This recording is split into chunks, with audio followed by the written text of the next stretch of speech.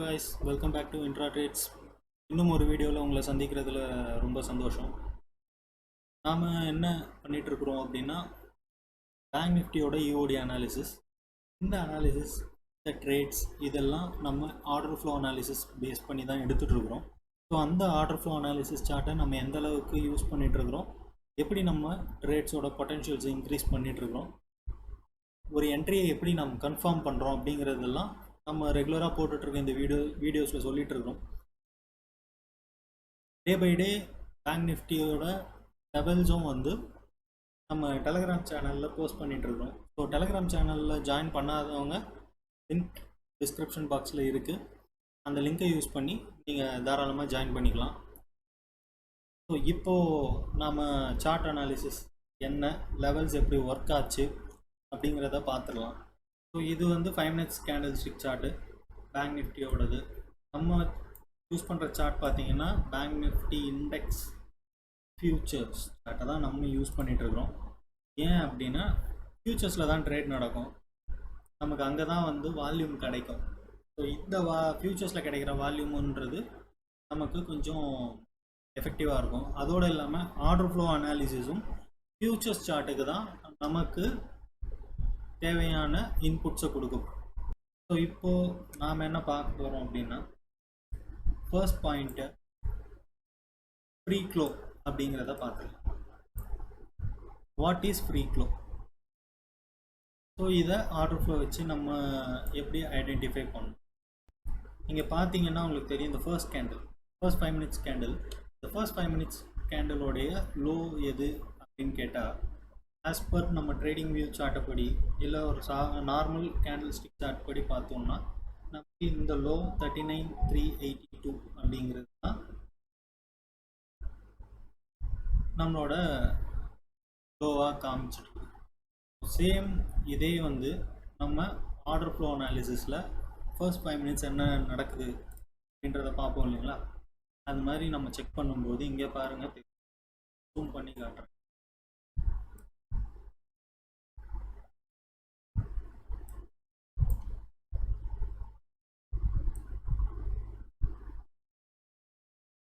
பார்த்தீங்கன்னா தெரியும், sorry,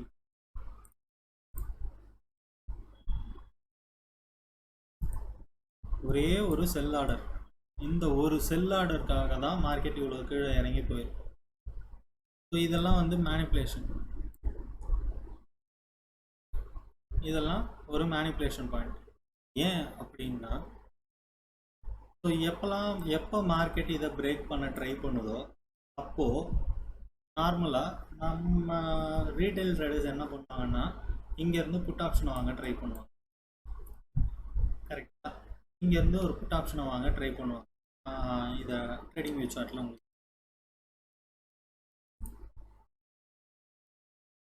so இந்த பாயிண்ட்டை வந்து ஒரு மேனிப்புலேட் பண்ணி வச்சாச்சு அப்படின்னா, இப்போ இந்த இடத்துல புட் ஆப்ஷனை வாங்குறதுக்கு பிளான் பண்ணுவாங்க ரீட்டைல் ட்ரேடர்ஸ். கரெக்டுங்களா? ஸோ இதுக்கு இங்கே நம்ம வந்து என்ட்ரி கொடுத்துட்டோம், மேலே போயிருக்கு பாருங்க.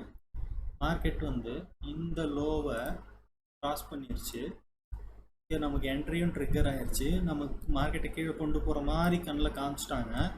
ஸோ புட் ஆப்ஷனில் இருக்கிறவங்க என்ட்ராக ஆரம்பிச்சிருவாங்க ரீட்டைல் ட்ரேடர்ஸு.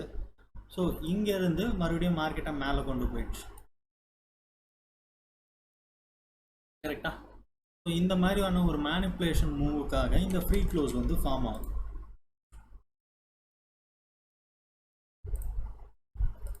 ஸோ இந்த ஆர்டர் ஃப்ளோவை பேஸ் பண்ணி நாம் என்ன பண்ணுறோம் அப்படின்னா, இந்த ஏரியாவில் நீங்கள் பார்த்தீங்கன்னா தெரியும், இங்கேருந்து இது வரைக்கும் எந்த விதமான ட்ரேடும் இல்லை. ஸோ எந்த ட்ரேடுமே இல்லை.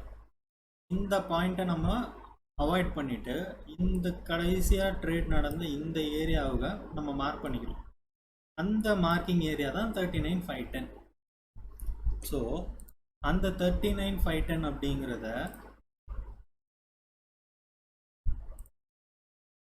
நாம் ட்ரேடிங் வியூ சார்ட்லேயும் மார்க் பண்ணி,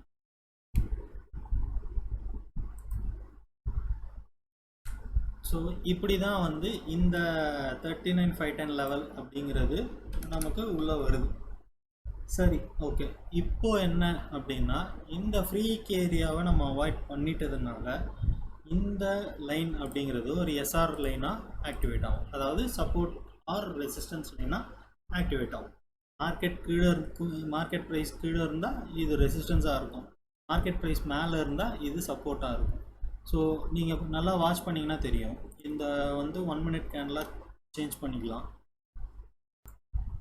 இதை 1 மினிட் கேண்டிலாக சேஞ்ச் பண்ணிட்டீங்கன்னா தெரியும். ஃபர்ஸ்ட் 5 மினிட்ஸ் கேண்டில் முடிஞ்சதும் நீங்கள் வந்து இந்த ஒரு லைனை மார்க் பண்ணி வச்சுருந்தீங்கன்னா இது நமக்கு வந்து ஒரு நல்ல ஸ்கேல்பிங் ஆப்பர்ச்சுனிட்டியாக இருந்திருக்கும். கரெக்டுங்களா? இது வந்து ஒரு ஸ்கேல்பிங் ஆப்பர்ச்சுனிட்டியாக இருந்திருக்கும். இந்த லோவை டார்கெட்டாக வச்சுருந்தோம். ஒரு 40 பாயிண்ட்ஸுங்கிறது புக் பண்ணிடலாம். 30 to 40 பாயிண்ட்ஸ் அப்படிங்கிறது பேங்க் நிஃப்டியில் புக் பண்ணிக்கலாம். அதுவே நமக்கு வந்து almost 1000 rupees per lot 40 points தான். இந்த ஸ்கேல்பிங் முடிஞ்சிருச்சு. ஓகே, இந்த சப்போர்ட்டில் வந்து ரிவர்ஸ் ஆகுது. இதெல்லாம் நம்ம என்டர் ஆகணும் அப்படின்னா என்ன நடக்கும் அப்படிங்கிறது தெரியாது பிஃபோராக. ஸோ அது தெரிஞ்சுக்கிறதுக்காக மறுபடியும் வந்து நம்ம ஆர்டர் ஃப்ளோ அனாலிசிஸை செக் பண்ண ஆரம்பிக்கணும். ஸோ பேங்க் நிஃப்டியோட அனாலிசிஸ் இதுதான். நமக்கு இந்த லோ அப்படிங்கிறது ஃபர்ஸ்ட் 5 மினிட்ஸோட லோவாக கன்சிடர் பண்ணுறோம். ஸோ இந்த லோ நம்ம வந்து டெலகிராம் சேனலில் ஒரு 2 மணி போல் நாம் மென்ஷன் பண்ணியிருந்தோம். இது சஸ்டெயின் ஆச்சு அப்படின்னா பேங்க் நிஃப்டி மேலே போகும் அப்படின்னு. அதாவது 150 ரேஞ்சுக்கு நம்ம போட்டிருந்தோம். ஸோ இந்த ப்ரைஸு சஸ்டெயின் ஆகுது, ஸோ பேங்க் நிஃப்டி மேலே போகுது அப்படின்றத பேஸ் பண்ணி நம்ம போட்டிருந்தோம். இந்த ப்ரைஸு நமக்கு சஸ்டெயின் ஆகிருக்கு இவ்வளோ நேரத்துக்கு. இங்கே ஒரு கேண்டில் பெருசாக ஃபார்ம் ஆகி இதை ஒரு ரெசிஸ்டன்ஸாக அக்செப்ட் பண்ணிக்கிச்சு. மறுபடியும் போய் செகண்ட் டைம் ரெசிஸ்டன்ஸாக அக்செப்ட் பண்ணிக்கிச்சு. தேர்ட் டைம் இதை பிரேக் பண்ண மேலே போயிடுச்சு. ஸோ கொஞ்ச நேரம் இந்த இடத்துல கன்சால்டேட் ஆகி சஸ்டெயின் ஆக ட்ரை பண்ணுது. ஸோ மறுபடியும் மேலே போய்ட்டு வந்து ரீடெஸ்ட் பண்ணுது. ஸோ இந்த ரீடெஸ்ட் பண்ணும்பொழுது பார்த்திங்கன்னா டைம் வந்து 140. நம்ம சேனலில் நம்ம இதுக்கான நோட்டிஃபிகேஷன் கொடுத்த டைம் வந்து ஆல்மோஸ்ட் 150. ஸோ இந்த கேண்டிலுக்கு நம்ம கொடுத்துருந்தோம். இங்கேருந்து ஒரு அப் மூவை புக் பண்ணுறது ஒரு ஸ்கேல்பிங் பாயிண்ட்டுக்காக. ஸோ அதை கொடுத்து ஒரு 10 மினிட்ஸில் பார்த்தீங்கன்னா 39,698 அப்படிங்கிறது இந்த ஹை. அதனால் OHLG வேல்யூவில் பார்த்தீங்கன்னா 39,698ங்கிறது இந்த ஹை. ஸோ இதுக்கும் வந்து நம்ம ஆர்டர் ஃப்ளோ அனாலிசிஸில் எப்படி ஒரு ஸ்கேல்பிங்காக யூஸ் பண்ணுறோம் அப்படிங்கிறத நம்ம பார்க்கலாம். இதுதான் அந்த டைமு. ஸோ இங்கே இந்த டைமெல்லாம் பார்த்தீங்கன்னா உங்களுக்கு கிளியராக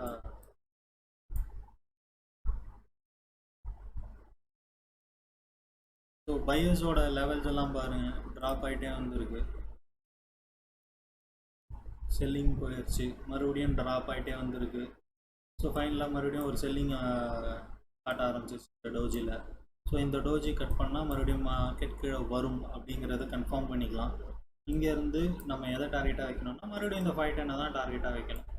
ஏன் அப்படின்னா இதுதான் நியரஸ்ட்டு ரெசிஸ்டன்ஸ். ஆல்ரெடி இங்கே எடுத்துருச்சு, ரீடெஸ்ட் பண்ணிருச்சு.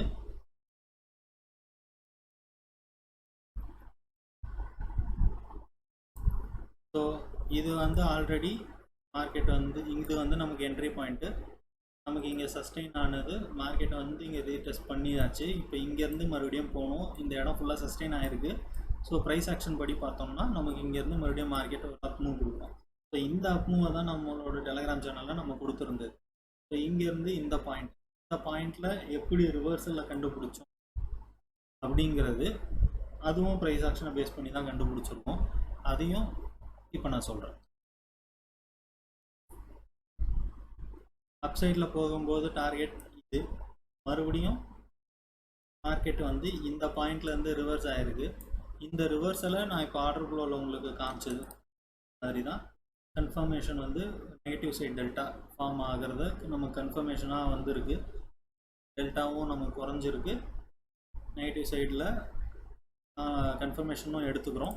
இந்த கன்ஃபர்மேஷனை பேஸ் பண்ணி இங்கே ஒரு என்ட்ரி, இந்த என்ட்ரியை வந்து நாம் ஒன்று ப்ரைஸ் ஆக்ஷன் பேஸ் பண்ணி தான் எடுக்கணும் அப்படின்னா இந்த டோஜியோட லோ, இந்த டோஜியோட லோவை கட் பண்ணுச்சுன்னா மார்க்கெட்டில் வந்து அங்கேருந்து ஒரு ரிவர்சல் வரதுக்கான. சரி, இந்த டோஜி எங்கே வரணும்? நமக்கு ஒரு ரெசிஸ்டன்ஸ் பாயிண்டில் வந்தால் தானே இது வேலிட். சரி, அந்த ரெசிஸ்டன்ஸ் பாயிண்ட்டு அங்கே இருக்கா அப்படிங்கிறது எப்படி தெரியும்? ஒன்று டேவோட ஹை, டேவோட ஹை ஆல்ரெடி அங்கே இருக்கிறதுனால இது ஒரு ரெசிஸ்டன்ஸ் பாயிண்ட். இன்னும் பார்க்கணும் அப்படின்னா 30 மினிட்ஸ் போகிறேன், 30 மினிட்ஸ் கேண்டில் போகிறேன். எனக்கு இந்த பாயிண்ட் வரும்போதெல்லாம் மார்க்கெட் வந்து ஒரு ரிவர்சலில் கொடுக்கும். ஸோ நான் என்ன எக்ஸ்பெக்ட் பண்ணுறேன் அப்படின்னா மறுபடியும் மார்க்கெட் இந்த பாயிண்ட்டுக்கு வரும்போது எனக்கு இது ஒரு செல் ஜோனாக நான் கன்சிடர் பண்ணுறேன். ஸோ இந்த பாயிண்ட்டை நான் ஜோனாக எடுத்துட்டேன். இப்போ வந்து நான் மறுபடியும் எடுத்துகிட்டு வரேன். ஸோ மார்க்கெட் மறுபடியும் மார்னிங் இந்த செல் ஜோன் கிட்ட வரும்போது எனக்கு ஒரு ரிவர்சலில் கொடுத்துருச்சு. ஸோ இன்னைக்கு டேலையுமே எனக்கு இந்த ஏரியாவில் செல்லர்ஸ் இருக்காங்கங்கிறது கன்ஃபார்ம். ஸோ அதே இதுக்கு மறுபடியும் மார்க்கெட் ரீச் ஆக ட்ரை பண்ணுது. மறுபடியும் அந்த இடத்துலையும் செல்லர்ஸ் வர ஆரம்பிச்சிட்டாங்க. ஸோ இந்த ஏரியாலையும் செல்லர்ஸ் இருக்கிறாங்க அப்படின்றத கன்ஃபார்ம் பண்ணியாச்சு. இந்த கன்ஃபர்மேஷனுக்கு ப்ரைஸ் ஆக்ஷன் படி பார்த்தா இந்த ஒரு டோஜி கேண்டிலே ஓகே. இந்த டோஜி கேண்டிலை பேஸ் பண்ணி நம்ம கன்ஃபர்மேஷன் எடுத்துட்டோம் ஃபஸ்ட்டு.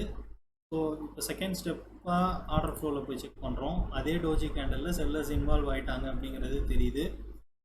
ஸோ நமக்கு ஆர்டர் ஃப்ளோவோட கன்ஃபர்மேஷனும் கிடைக்குது. இப்போ நம்ம என்ட்ரிக்காக வெயிட் பண்ணுறோம் அப்படின்னா இந்த டோஜியோட லோவை கட் பண்ணும்போது நம்ம என்ட்ரி எடுத்துடுறோம். இதை வந்து ஒரு ஸ்கேல்ப் பண்ணலாம். டார்கெட் மறுபடியும் இதே 39,510 அப்படிங்கிறது தான் டார்கெட்டாக வச்சு இன்னொரு ஸ்கேல்ப் பண்ணலாம்.